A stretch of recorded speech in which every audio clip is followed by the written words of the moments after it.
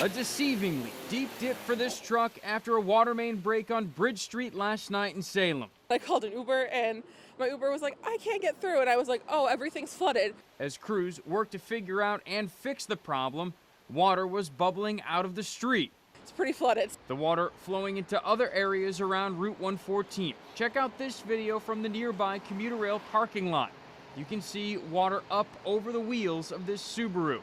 Obviously, Thursday night, no one was getting in or out here. I feel bad. It's pretty high water. For parts of Salem, the city says people may be dealing with discolored water or low pressure. If that's the case, they say do not run hot water. It's going to be a whole mess. I mean, it's going to be a rough Friday morning, I think. Flames were shooting through the windows and the roof for hours as firefighters tried to battle the flames. It engulfed right when I opened the door, and we all ran out of the house there. At that point, it engulfed. It just started screaming, everybody run. A woman who lived in the house said the electricity went out about 30 minutes before the fire started.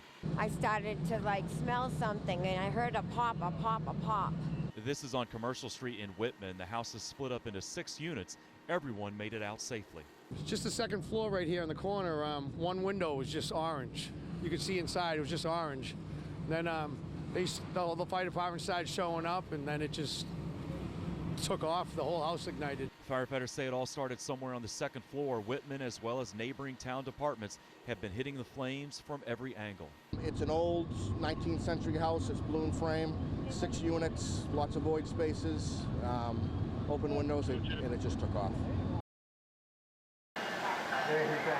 A derailed Red Line train causing major issues. Tuesday morning, the MBTA says a southbound train derailed just outside the JFK UMass station. It just kind of came to an abrupt stop.